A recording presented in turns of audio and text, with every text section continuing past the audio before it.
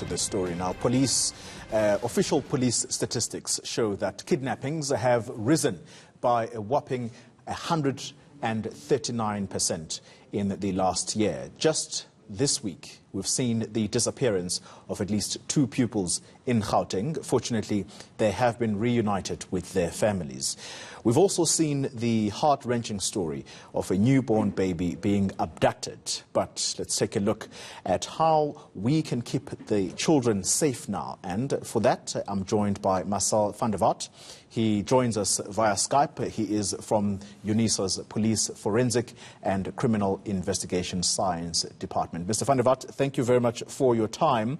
In your view, how do we curb the rise of kidnappings? Good morning, Tony. I think the first thing is we need to first understand what is really happening. We know people go missing for a variety of reasons, and there's obviously a difference between kidnapping, a typical criminal kidnapping, and abduction, where there's usually a sexual component. And I think at this stage, we know that SAPS alludes to the fact that the numbers are skyrocketing, but what is actually happening? What's the motivation behind these crimes? Who is involved? Is it a family member? Is it a once-off individual? Or are they syndicate activity? So we need to first understand what is happening before we can really assess what the status quo is and what do we do from here. What happens when such a kidnapping happens? How do parents deal with it? Well, I think the first thing that needs to happen needs to be reported to the police. There's unfortunately no way that you can just simply try and resolve this on your own. I've worked with family, and I continue to work with family members in the community, such as Attridgeville and Eldorado Park, where people simply choose not to go to the police because of bad experiences. But unfortunately, that's where it starts. We need to open a missing persons case number, and we need to circulate and get communities involved. And it's critical to work with both civil society and NGOs like Missing Children South Africa and the Pink Ladies. It's got an enormous network, so it needs to start with reporting and to get the word out there and mobilize other stakeholders to assist. But I think it's very dangerous to go, if it's a typical organized kidnapping situation, very dangerous to try and do these negotiations on your own. That could definitely be a temptation to do, but that's where experts comes in, and the police. I was part of the hostage and suicide negotiation team, where we have experts who can undertake these negotiation processes. What's the minimum sentence for a kidnapping, and do you think it is adequate as a deterrent? So, again, kidnapping can take many forms. I'm going to use one example. You could have and I'm going to use the word linear rather than simple. You can have a linear kidnapping where somebody's freedom of movement was taken away, and a person could serve anything between, hypothetically, between 5 and 12 years.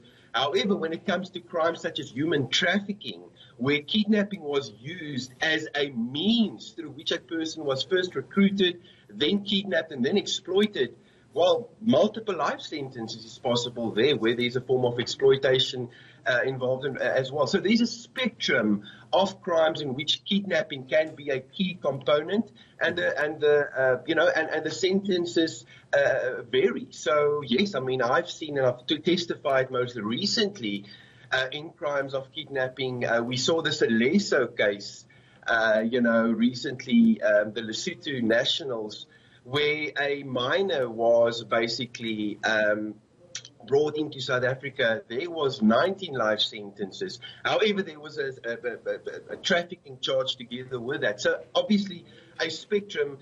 But I think the critical thing is these cases need to be investigated. If it's not investigated properly, we won't see a trial and we won't see harsh sentences imposed. Marcel, just as a final question to you. So the recent cases we've seen, we have also heard the kinds of amounts of monies that are being demanded. Are we likely to see a spike, or should we say a further spike in these, given the tough economic times ahead? So, Polly, you unfortunately are, hitting a nail on the head. I'm not going to speculate, right? But what you are alluding to is tough economic times. And we need to know that vulnerability usually is a critical denominator in all of these cases, whether vulnerability on the side of the parents, a family fabric that's breaking up, or a child. And I think criminals take advantage of this. And they also are very much aware of problems such as corruption and impunity in South Africa, which really amplifies. I've done interviews with guys in prison where, they suggest, they see other people getting away with it. They go into that specific trade. So unfortunately, the risks are escalating. If we don't deal with it,